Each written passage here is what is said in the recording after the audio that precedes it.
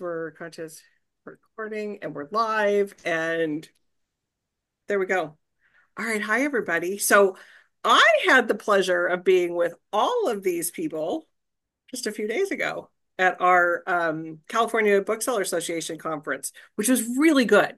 I haven't been to a fall show in a while, and I don't know about what you all thought, but Me too. I haven't been to one in a while, and it was just filled me with a lot of good spirit and energy. And yeah.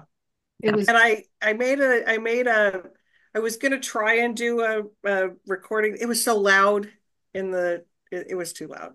we So learned that, yeah. yeah. So I did some pictures. If you follow us on Instagram, you got to see a couple pictures that we did. I got Tom and Julia and who else was in that with us? Shannon. Shannon. Tom and Julia and Shannon. So sorry. Oh, and I got a selfie with Andrea and Patricia. I didn't see you or Liz. Leslie were gone. So sorry. I didn't come on But Wednesday. Yeah. yeah, but we did, but y'all did rep picks that were amazing. And so everybody's got some really good things. I think most everybody's though were for like January-ish or beyond. Some stuff that's for now. But y'all got some great things to look forward to from all these publishers. And I'll talk to Andrew about your little book that I read over the weekend in Oh, one very fast sitting. It was Ooh. fantastic. Mm. this All right, was, that lip brightly shining. yes, sorry, I can't really get it on correctly, Yeah, but yeah, right. literally one sitting read, very much in the vein of Claire Fuller. Lombardo. No, Claire Keegan. Fuller. Keegan. Keegan. Keegan, like Claire Keegan. But Which Claire is not it? not quite as redemptive, I wouldn't say. No, no, but still really good. It was really good. It was quick. It filled a little void there. So okay. So I think we've given everybody a chance to get logged in. So it's going to go Liz, Julia, Patricia, Andrea, Tom. So I don't think I let everybody share screen. So if Amanda, if you can put the share screen on for everybody in case they want to do that. I do. Liz, take it away. Okay, I want to do it. So can I I hope so. share screen? Not seeing it popping up for me. Did you give me shareable? That's Should what I'm waiting be, for Amanda to do. Should yeah, be. Oh, okay. yeah, Hmm. should be there.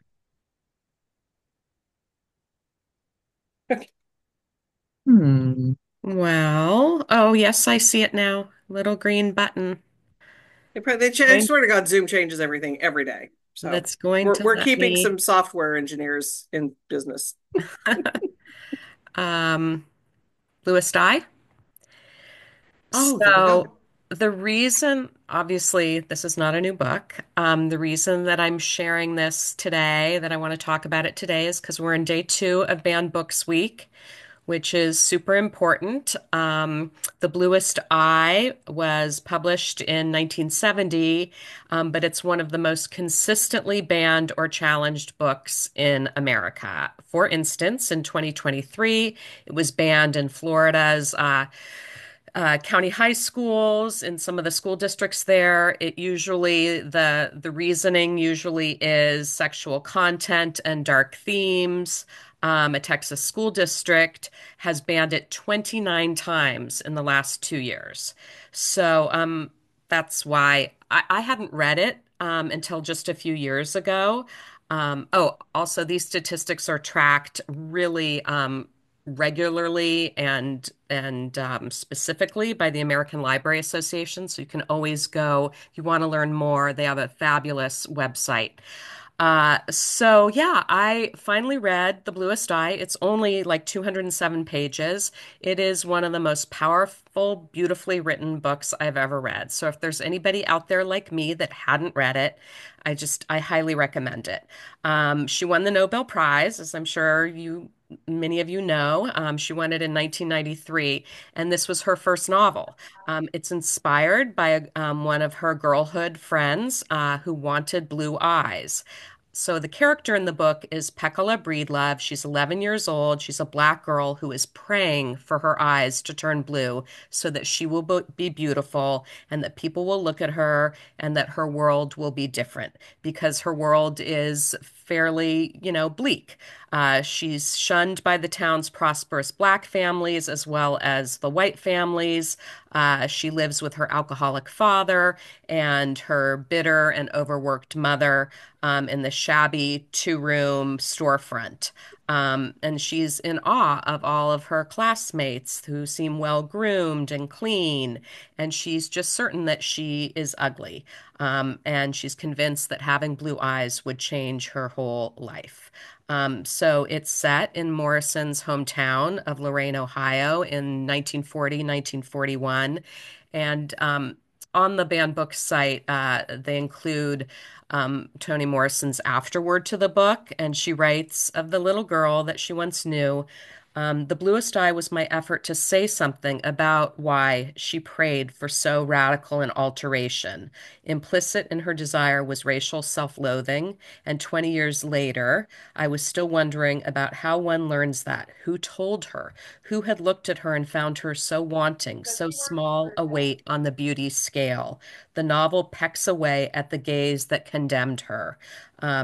So again, the book is 224 pages, but it goes down really easy. It's ever relevant, not just for the what it says about race, but also and the cycles of despair in a family, but also our continuing obsession with beauty.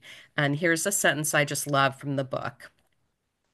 Sunk in the grass of an empty lot on a spring Saturday, I split the stems of milkweed and thought about ants and peach pits and death and where the world went when I closed my eyes. So just banned books week, honor banned books, Such a thinking great about book. these issues. And it's like I feel like it, when I first read it, it was and maybe still is, the best first novel I've ever Yes. read. Yeah. Because it feels like it's already the work of a master. Yeah.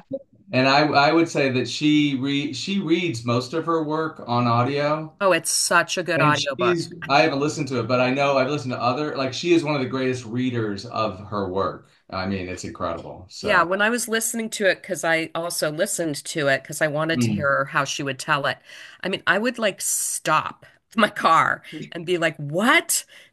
You yeah. know, Yeah, because it's poetic but accessible and it's like a poetic narrative. I don't know. Can't say enough about it. right. No, And I think, there's so many words to say. yeah. And I also think that her years as an editor really show up here. Yeah. I mean, she just had crafted, worked at her craft for years while also editing other people, right? And it shows up. It's like an impeccable first novel. Yeah. You feel Well, sorry for her, what she had to read as an editor compared to how she could write. right, exactly. Well, and Kim is on here, Liz thanking and whoever else is going to talk about it, about highlighting banned books. Good. We just hosted Brenda Novak, and her book's called The Banned Books Club. And she actually challenges her readers. She's got like 40,000 people on her list to read banned books. So she's going through and reading, like every month she's reading a banned book and highlighting it, and That's great. which I think is fantastic. Very And good. this was one of the ones. I think this was, I bet, even the first one that she read. Well, So it's always in the top 10 every year. It's always in the top 10 of banned books. it's crazy. It's just crazy. So thank you, Liz. Sure. Okay, Julia. Wild. I'll also recommend, if people don't reread Toni Morrison, she's one of the few authors I reread, and get something new every time I reread her books. Um, Yeah. she's so great. Okay, I have something completely different. Mine is And that's called, why I love this. yeah, mine is a horror novel. I thought it was like my girlfriend and I have been arguing about whether or not it's spooky season yet. I think It's it's not. spooky. Okay, I think it's not quite yet, and she's like, "You're crazy." You're Totally. crazy. Yeah, I'm with her. You're crazy. It's Okay, okay. spooky. So I brought a horror novel. This one is called Dearest by Jackie Walters, and I mean, it scared me. I got to tell you guys, I'm kind of a weenie when it comes to horror, but it really scared me. And what I think is so interesting about this book and about the horror of this book is it's it's about a woman. She has a brand new baby. Her husband is away deployed in the military, and her the people that have come to sort of help her have just left. So it's these first like weeks and days with a new baby where it's just her and the baby. And things are happening to her body and things are happening to her mental health. And she can't quite tell what is real and what is not. And you, the reader, cannot quite tell what is real and what is not. And so there is, is she sort of like hallucinating some of these things, or is she actually being haunted?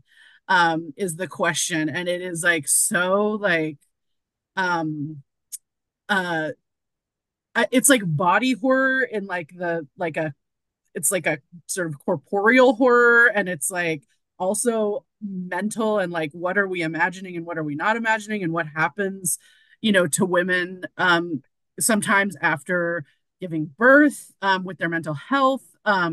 It asks a lot of questions, and it really like my best friend was pregnant while I was reading it, and I was like, I want to give this to her and absolutely cannot give this to her right now. Like maybe in a year I'll give it to her. But anyway, Dearest, it's out. It came out last week. But all my weeks have been so full that I've kind of spill over. I've got spillover, but it's a great horror novel. If you're getting in the mood for horror, I really highly recommend that one. Because I love the horror that's kind of like that. You don't know. It's like, is this really happening? What's happening here? It feels very real too. Like I'm a horror. I'm a person who um like Silence of the Lambs to me is like one of the scariest movies ever made, because like that's real. Like Right. some crazy man will put you in a basement and like starve you to Oh my make a God. lady suit out of your skin. Yes. I have less, I'm like less horrified by like, supernatural kind of things. Okay. Yeah. And so this one, it's like you can't tell. Right. And that to me is like extremely scary. Right. Because like this could be happening. I love it. All right. Thanks, Julia. Okay, Patricia, what do you got for us? Okay. Well, something very different. We're looking at Do Plants Know Math? The question has been posed in this Princeton book on unwinding the story of plant spirals from Leonardo da Vinci to now. This is a book that tells the stories of physicists, mathematicians, biologists who are magnetically drawn to the Fibonacci spirals in plants and seeking an answer why these beautiful and seductive patterns occur in botanical forms, the forms that are very diverse, such as dahlias and sunflowers, magnolias, pine cones, cabbages, and even nautilus shells, peacock feathers, snake scales. We're looking at phyllotaxis, the word for this complexity, which in fact has never been completely resolved. We might be looking at a picture like this, which would show us pine cones, sunflowers. In the pine cone here, we have 13 spirals turning in one direction and 8 in another, while the sunflower has 34 and 55 spirals. Yes, it is a very wonky book. The math is super intense and you will need a special vocabulary for it, but it is fabulously interesting about all of the beauty and imagination brought to this puzzle. It's also a very handsome book all the way through.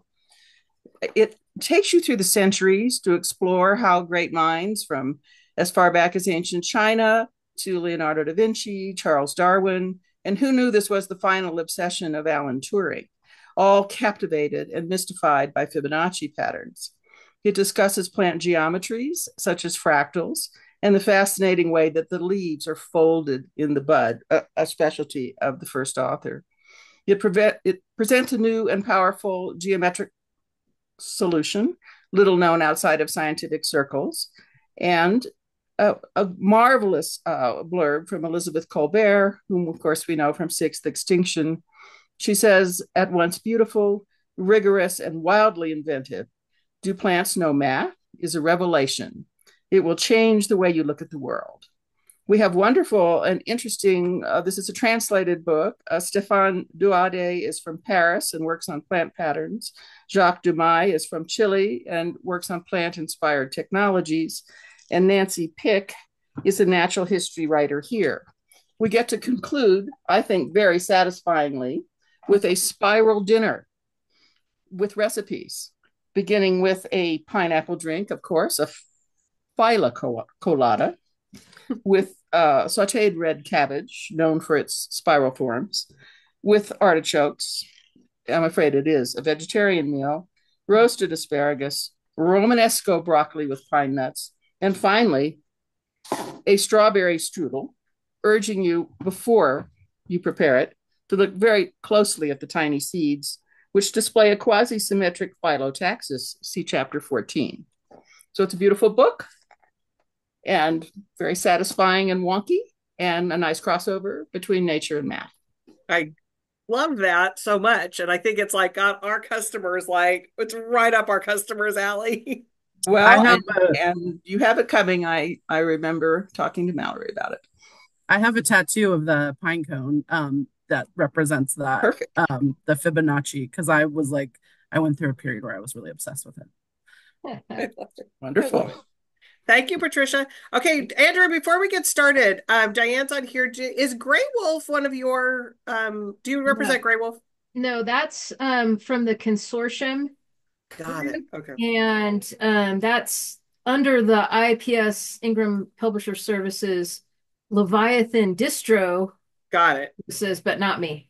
Okay. Because she was talking about the new publication of We're Alone by Edwidge. So well, they're great. They're Grey Wolf is good. Yeah, they're amazing. Yeah. All right, what do you have for us?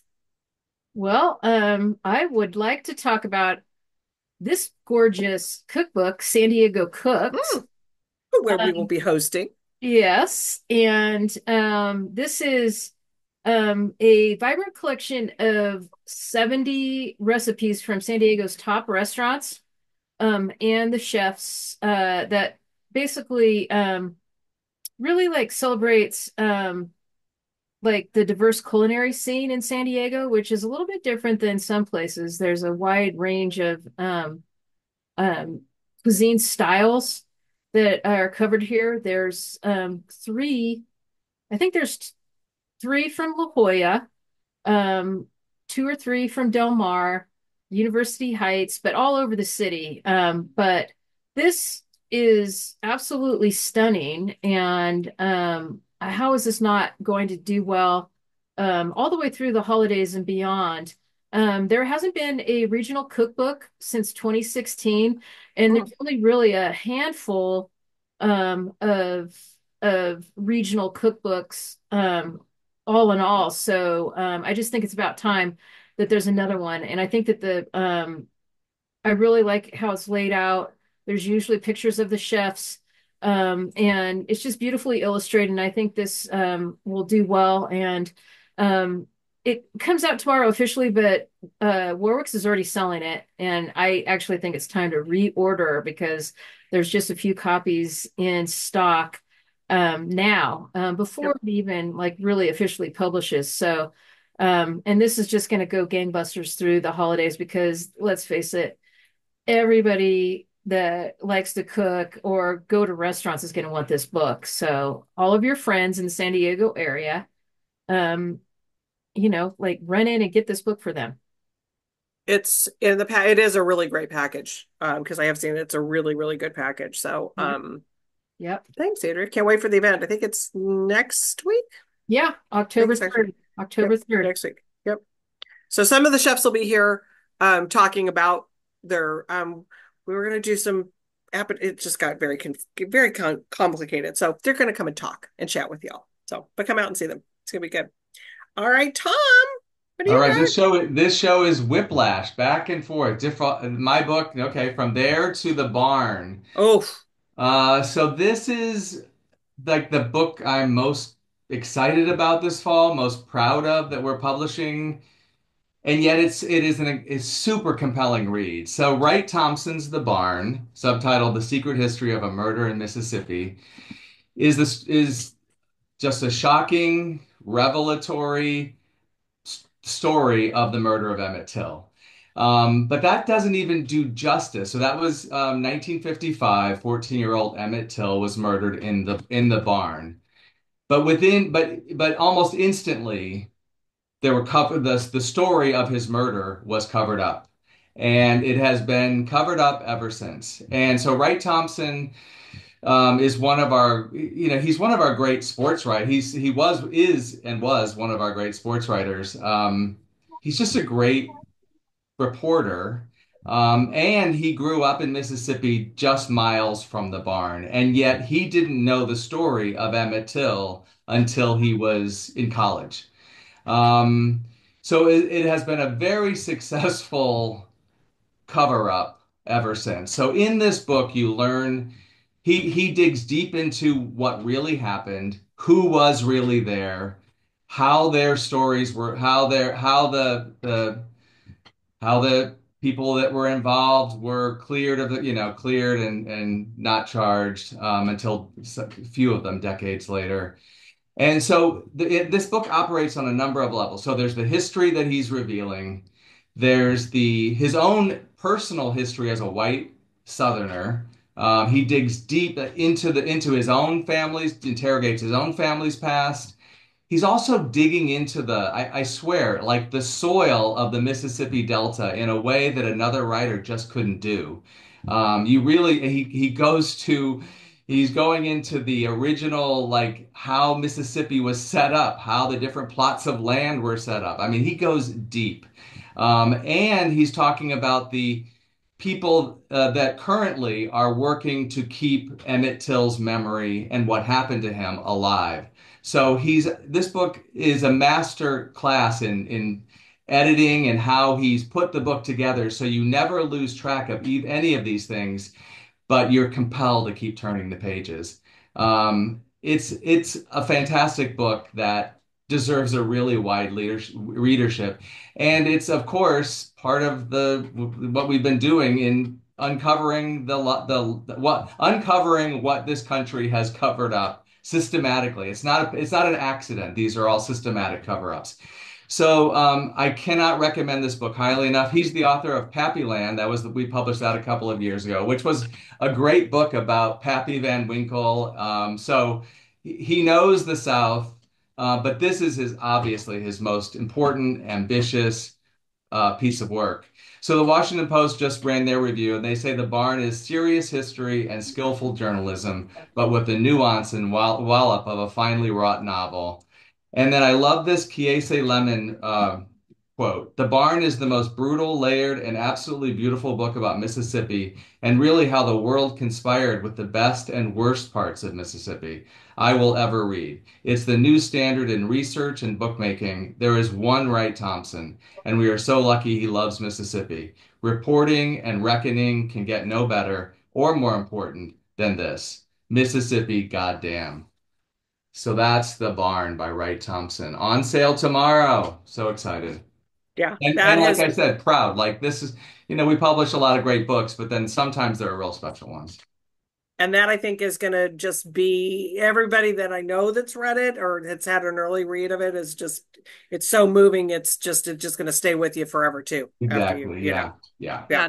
I saw him speak about it in San Diego at the American Library Association meeting, and the audience was just rapt. I mean, Yeah. he is such a fantastic speaker about this and storyteller. Ooh, I Yeah. wonder if he's doing some virtual stuff. We might have to go look and I see know, how Yeah, he's me got. too. really good. I don't think he's coming west, but No, but maybe there might be a virtual event we could. I would be surprised if this isn't going to end up on CBS Sunday morning or something I at some know it point. really has to. I haven't seen Yeah. that it is yet, but it's perfect. Yeah, that would be the perfect thing for it. Okay, I know Kim, you have been talking in the chat. Let's see. She just read World of Wonders. Don't know whose book that is. Is that somebody's book? In Yeah. Oh, Praise it's of not the Fire. Amy. That's mine. Oh, Okay. That's a Milkweed title. That's a really special book. Yep. And then In Praise of Fireflies, Whale Sharks, Other Mhm. Astonishments. So you've been doing all kinds of good reading there, Kim. And then I gotta see who else it's like. Where am I at here? A Gray Wolf thing. Oh, okay. And also she read Stoner, which is the John Oh, Williams book Oh, that I just love that book. I think that it is just one of those that people just have to pick Stoner back up again. And because it was we sold a ton of it. It was so popular a few years ago. She read Never Let Me Go, All the Colors of the Dark. And the other one that she read that Liz, we've been waiting to talk to you about until you came on is, and it's because it's Nancy Warwick's favorite book so far, is There Are Rivers in the Sky. Ooh, yes. Everybody Oh my is gosh, the like, Gilgamesh story. Yeah. everybody is talking about that book. So I wanted to make sure you were here to hear the love about it because Oh, not only is like yes. Ashley, oh, I mean, Darcy and everybody that's That's been on so here great. loves that It's book. such an So interesting book too. yeah. I love In fact, everything my about it. sister just saw me today and she goes, Joel, I really like that book. I said, I thought you might. Good to So know. there you go. All And right, Liz, what do you got new for us now? I do have something new for you. Something new and also something unique. Um, that's not it. Okay, I'll get there. Defectors. So on sale right now this week. So it's also Hispanic and Latin Heritage Month, from September 15th to October 15th. This is unique. I've never seen a book like it. Um, Totally fascinating and accessible read for anyone who's wondering who it is that makes up the Hispanic far right in this country. And so the author, Paola Ramos, and you can see she's going to be everywhere on The Daily Show, Morning Joe, Poor and Company, and then I guess on The View today, they gave the audience this book. Um, so Paula is an Emmy Award winning journalist. You've seen her on MSNBC and Telemundo. She's also the daughter of the very famous news anchor Jorge Ramos. And she has traveled coast to coast, cities, rural towns, in order to identify the influences at the heart of Latinos' rightward shift. So these are individual stories. That's why it's so easy to read, because you can recognize so many of these seminal events that, or roles that these people that she's portraying have played. She shows how tribalism, traditionalism, and political trauma within the Latino community has really been weaponized to radicalize and convert voters who, like many of their white counterparts, are fearful of losing their place in American society. I love the Rachel Maddow quote. She says, Defectors is a deeply reported, surprisingly personal exploration of a phenomena that is little understood in our politics, the affiliation of Latino voters with causes and candidates that would seem, at first glance, unwelcoming to them. Paula takes us into the lives of Latinos who support presidential with plans or lead efforts to ban books and stop diversity initiatives. She introduces us to Latinos who patrol the border as vigilantes and Latinos who marched on the Capitol on January 6th. It turns out the answers are there if you ask the right questions, and that is exactly what Paula does in this terrific book. Also, the final section is absolutely riveting because it talks about where these people are now. Have their views changed? Are they the same? Are they more intense than ever? It's just it's an important book. It's certainly pre-election. Interesting. It's super interesting. Um, Super interesting topic. I don't know how to Mhm. take you off of screen share. I don't, I'm there you go. taking myself There you off. go. I was just like, I don't know how to. When I give control to Amanda, I think I lose control of doing that. So control. A super interesting topic, though. I mean, and really where I think that there's this one thing too that it's yeah. I mean, I don't want to get too political, but Well, it's I like mean, and when you would know, have you seen many books come out on this particular topic? no, I yeah, haven't. Yeah. yeah. So I think it's a really interesting Hmm. look at that. So all right, Julia, what do you have? You're on mute, my friend. I'm on mute. I just realized. And I've got a really cool nature book. This one called Night Magic. I Adventures love that among cover.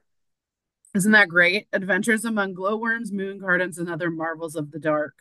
So this is Leanne Henyon is a New York Times bestselling author, nature author of her previous book was phenomenal. And this one is like a, a exploration of the things that come out at night. So whether it's plants or animals that come out at night, the ecosystems that happen in the dark. It's sort of a celebration of those ecosystems and also this like beautiful nature writing about the flora and fauna that we sort of experience if we go out at night. There's a great quote here from the Atlanta Journal-Constitution says, Henyon takes readers on a series of adventures exploring the natural world at night in a voice that seamlessly vacillates between storyteller and poet. After reading Night Magic, you'll find yourself viewing light pollution a little more disparagingly, and you might just experience a little more wonder in your everyday life. So, for me, a person who lives in Los Angeles, even though I live right underneath the Griffith Observatory, it's literally right there. If I go out at night, I can see basically nothing. I see a lot of cars, and maybe a coyote every now and then. But for someone like me, it's a nice escape, this book, and also for someone who maybe lives a place where you can go out at night and see some cool things, a great sort of compass to on what you're viewing. So really fun. I think I love a nature book. So Yeah. if you like reading about nature. I love it. And it's, like I said, a great cover. My funny story Yeah. is we had never been to the Grand Canyon. So we took the kid, we spent a Christmas there a couple years ago with the kid, my adult children. And so when we walked outside, it's unbelievable how many stars you can see when there's no city lights. It's like, it's truly mind blowing. And for those of us who are city dwellers, it's incredible. It's, Yeah. And Patricia, you probably see that on a daily basis where you see live. that. Mhm. Me too. See the planets. Yeah, you too, Andrea. Yeah, where you live too. You guys are. I don't take it for granted, because and then we just make sure that we go up just a little ways out of the city limits so we can see more, especially when it's like the Perseid showers or something. And Right. it's just, you just realize how we're just a small little planet in a vast galaxy.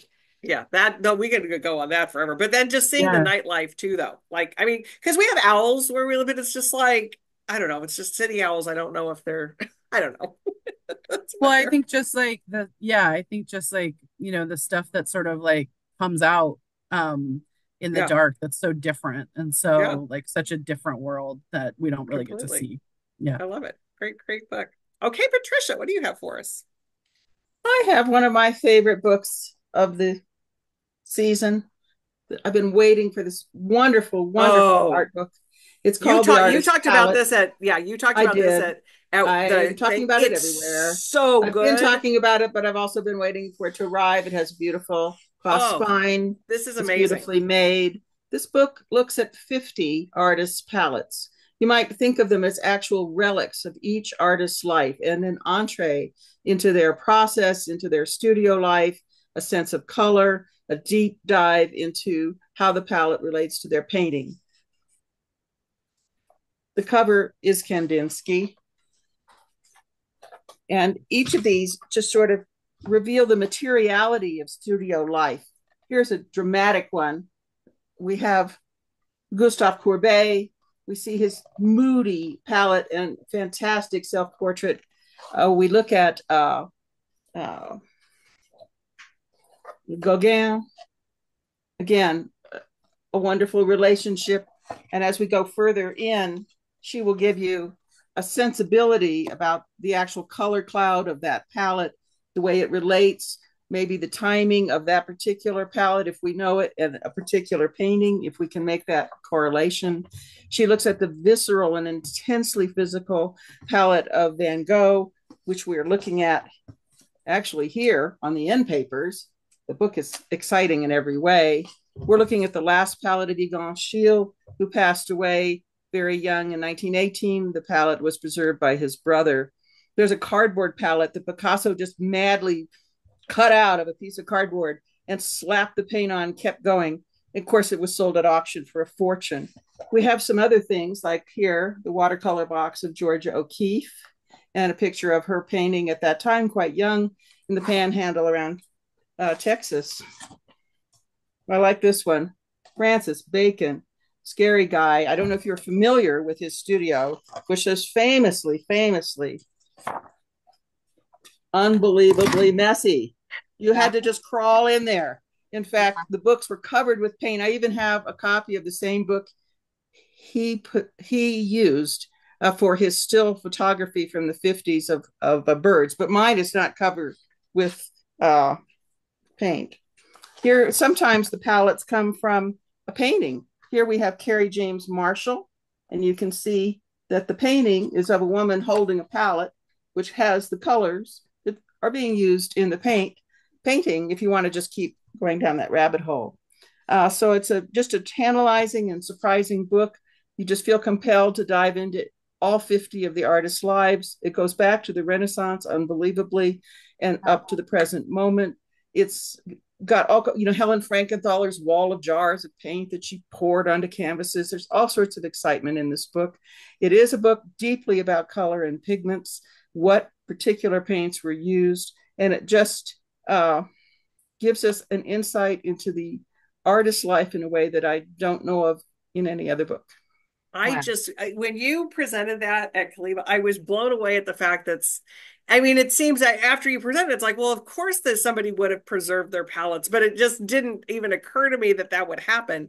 And what a fascinating insight into an artist to have their palettes preserved like that. Incredible. Anybody that's into any kind of art, I think this is a fantastic gift book. Oh, yeah. For anybody. That's just really extraordinary. Yeah, super cool. Thank you for presenting that. I'm glad it's out. I wasn't sure if that was one of the ones that was like not coming for a while, so I'm glad it's out. It should be shipping this week, I think. Perfect. I think it's in the warehouse finally. Excellent. Okay, Andrea, what do you got? Definitely a departure. And this is from Roxane Gay Books, and Roxane Gay has her own imprint under the Grove Atlantic publishing family. And this is Frighten the Horses, a memoir by Oliver Radcliffe, who underwent a gender transition in the fourth decade of his life. He was, up until that point, living in a high-end suburb and the mother of four.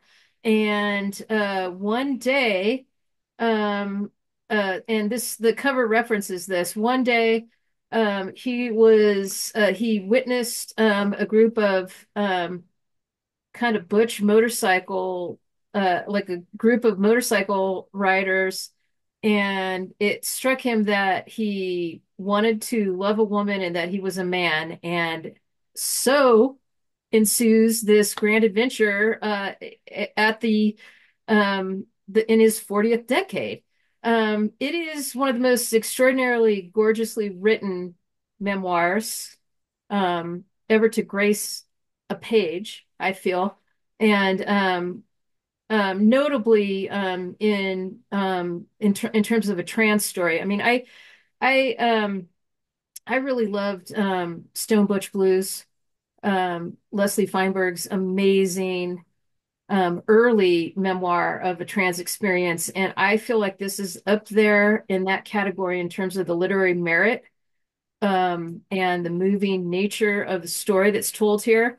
Elizabeth Gilbert, who knows the literary author most recently of City of Girls, says, I often think that the entire purpose of a human life is to see if we can somehow get free. If we can escape from the rules, expectations, and limitations of our families and our cultures in order to live in an entirely different existence than the one that was assigned to us at birth. Frighten the Horses is the inspiring true story of one man's extraordinary journey of escape from the wrong marriage, the wrong gender, the wrong life, in order to become who he was always meant to be. This book is as sharp as razors, but it also pulses with a passionate, desperate human urgency for truth and liberation. I am deeply grateful to have read it, and my hope is that Oliver's story will free many others as well.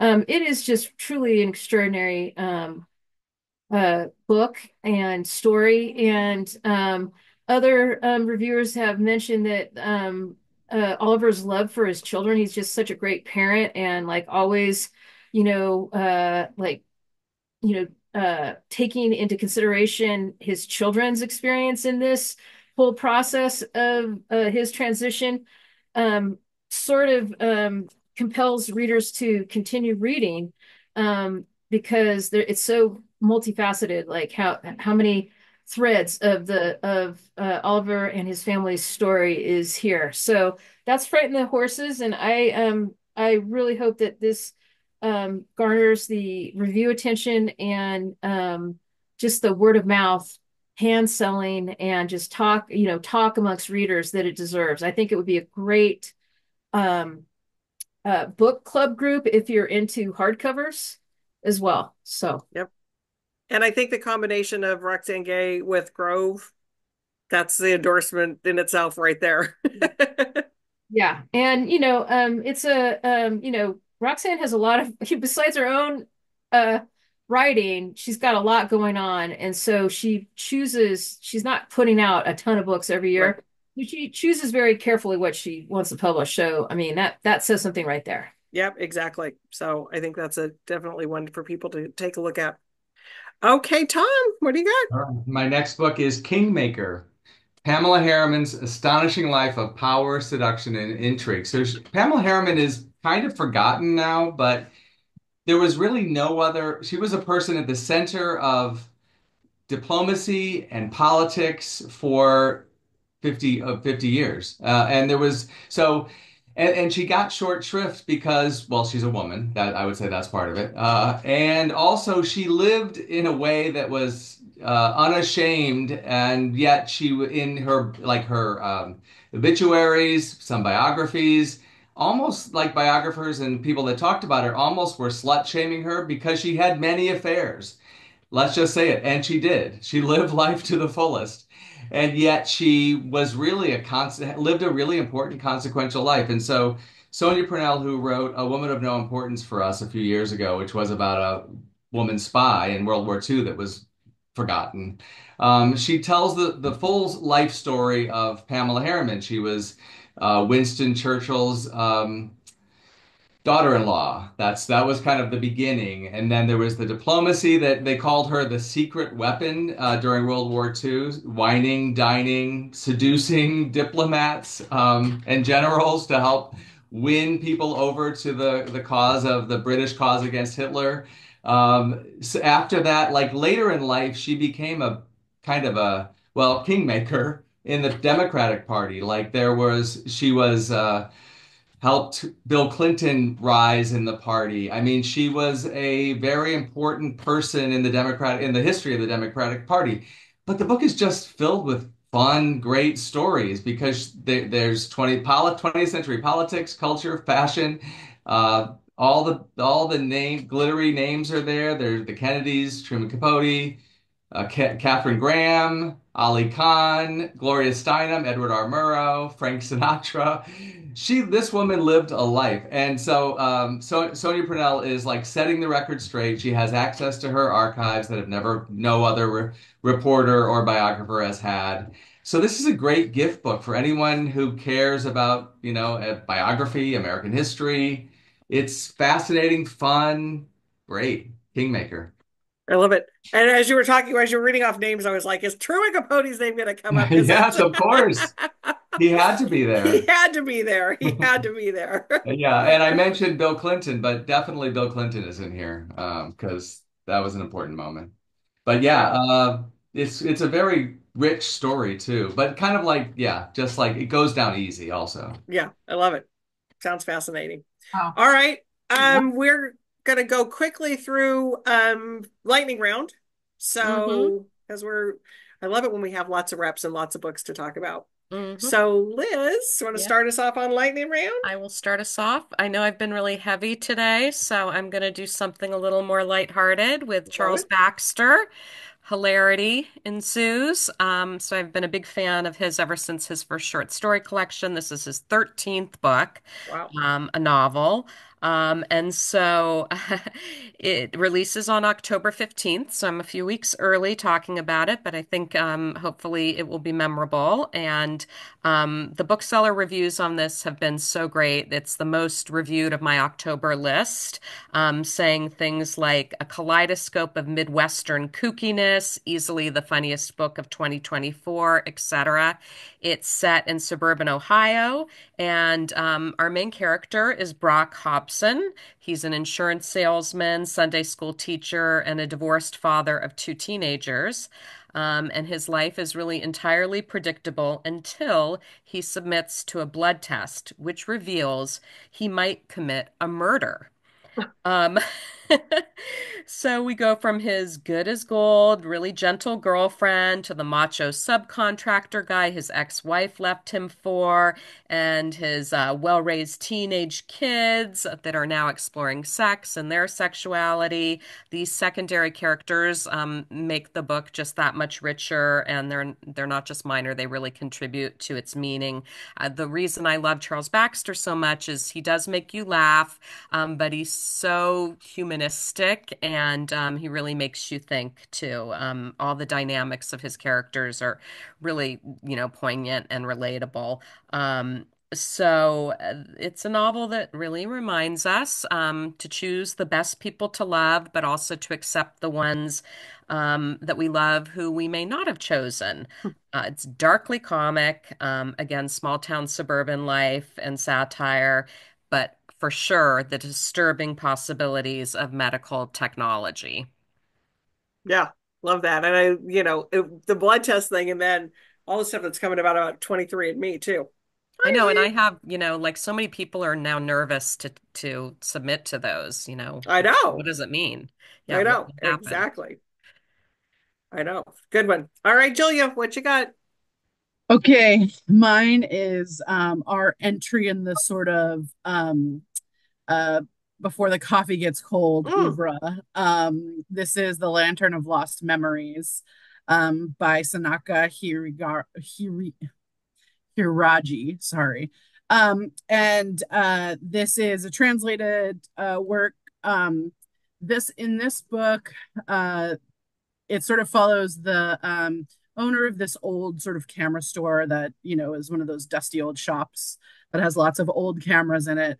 And the thing of it is it's really a passageway from this life to the next. So when you die, you sort of go through this camera shop and you're able to see the great and hard moments of your life projected on the screen. And it is like a warm sort of nostalgia book. It is much like Before the Coffee Gets Cold. It's not super plot heavy, but is just like makes you feel sort of warm as you're reading it and makes you feel very like comforted, even though it is about death. It's actually a lot more I think comforting than even Before the Coffee Gets Cold, which I think had like some disturbing bits to it. And so this one, it's just a delight. At Hachette when we were going into sales conference for this season, this was one of the books we were all asked to read before we went, and literally it was like a unanimous hit. Everyone loved it, and everyone had such a good time reading it. It's a smaller size too, so it's kind of a nice little a little book to sort of carry with you. I can't say enough good things about it. I love it. Love Yeah. it. I'll have to look for that one because it kind of reminds me of the book that I was talking about when we first got on with Andrea's The Brightly Shining. Sometimes those small, just nuggets of a book, Yeah. they're small, but they're so impactful. Yeah. That's what I I agree. love. And it sounds a lot more positive than Albert Brooks defending your life. Yes. I love it. Okay, Patricia, what do you got for us in this lightning round? I just have a beautiful book that just came in my door and will be Mm. coming in yours fairly soon. With the transition of Yale, I think it has to ship out of the current warehouse, so I guess it'll ship pretty soon. Mandalas is the name of this book. I've been waiting for it. It's on mapping the Buddhist art of Tibet. The book is really stunning. It's a flapped paperback in a very handsome manner, and it just looks great on every page. It has stunning images, more than 100 of precious objects as well as paintings. A mandala is a diagram of the universe. It is a map of true reality and is intended to provide a focus for Buddhist religious practice and to inspire the devout. This looks particularly at the Tibetan form, which immigrated in from India, and this unique style.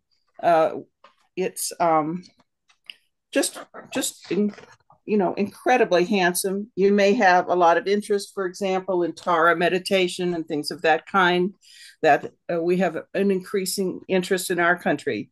There are some wonderful essays, including Amy Heller on bodhisattvas as spiritual guides, some wonderful images, such as Tara with her 21 emanations. It is also a book that looks at a contemporary Tibetan mandala artist, whom you can see here, Tenzing Rigdal. He was born in 1892. Eventually, as his family, as refugees, ended up here. He studied in Denver. At the Metropolitan, he now has a simply enormous installation with many, many different panels and ideas going on. It's called The Biography of a Thought. So if you've had thoughts about Buddhism and its understanding that we project a reality through our thinking, including violence and disturbances and unhappiness, then maybe going through this installation will help you work through that. It's a gorgeous book, really, really lovely, and just arrived. It is. It's a gorgeous book, and it looks like it'd be great on somebody's coffee table. I can see that on. Absolutely. All right, Andrea. Okay, my last one is The State of Fire, Why California Burns. And this is Obi Kaufman, and he is the author of many gorgeous illustrated books, but the main and first in his line is the California Field Atlas. This is the counterpoint to Obi Kaufman's previous book from 2019, The State of Water. So now we've got another key element in California. And as we know, wildfires are the new normal here. So he explores that through his signature and gorgeous watercolor style in maps, illustrations, charts. And I think that this, should be on every bookshelf in California and any indie bookseller of note. And of course, there is copies of this in Warwick's because it is an indie bookstore of note. And I just think that like the way he uses his watercolor talents to just explore, so many aspects of whatever subject he's writing about in this reference manual style is great. So he covers conservation, history, fire behavior across the state, native principles of firefighting, etc. So lots here, and a nice gifty book for anybody who's interested in California. And it's in this handy little format here. Really, it feels good and it looks good. Nice gift. Yeah. And if you haven't gotten to the other one on water, it's like a good companion. Definitely. Yep. Love it. Okay, Tom, wrap us up. All right. So I have Sharon McMahon's The Small and the Mighty. I can't believe you have that.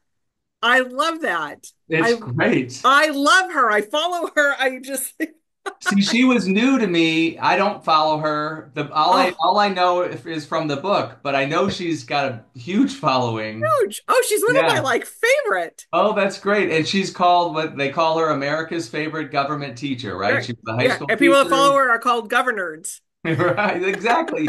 Julie, can you just present the book, please? Do you swear to have a God, copy of everybody the needs book? to buy this. I don't You have a have- copy of it. Uh-oh. I gotta get you one. I will Okay. get you one. Okay. Because you're a what? You're a Governor. governors, right? Well, so the book I've been reading it. kind of a little bit at a time because they're great stories of ordinary Americans whose courage, whose grit, whose all different kinds of things are should be better known, right? That's kind of her. So it's 12. The subtitle is 12 Unsung Americans Who Changed the Course of History from the Founding to the Civil Rights Movement. And a lot of times they're people who were on the side, just beside a person who's more famous. But their story is just as important. And it's just, so there's the suffragists, stories of the suffragists. There's a story of a formerly enslaved woman who was on a mission to reunite with her daughter. There's a boy detained at a Japanese incarceration camp who grows to be an important person. So these are all, she's a great storyteller also. And they're very accessible. So she's like a great history teacher, right? I mean, that's what it Right. is. And like Heather Cox Richardson, she is, she gives you hope. Tells you stories from American history that we can live side by side with the horrors of American history. But there are these other stories that are great that give us hope for, I think, our future. So, a great gift book. It's going to be a big bestseller, a big holiday book. The Small and the Mighty by Sharon McMahon. Yeah. Okay. So her podcast or her like thing that I follow her on Instagram, it's Sharon Says So. If anybody's interested in That's what following it her on says. that. Creator of Sharon Says So. Yeah. Yeah. So Sharon Says So is the thing.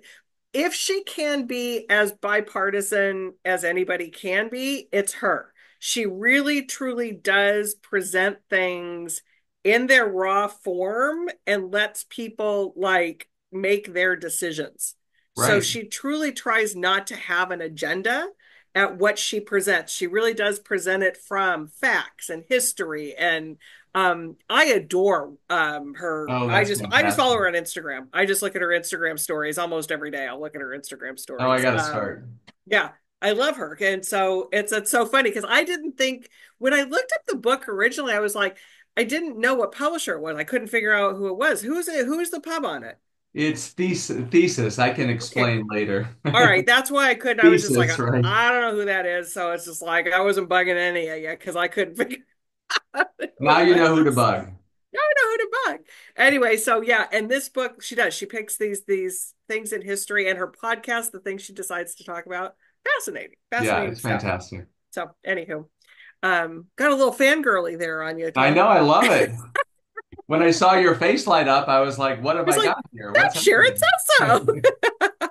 All right, everybody, really good books. Like we said, the stuff that's coming from Kaliba, the things that I came home with another stack of things that it's like, oh my God, I need to retire so I can read.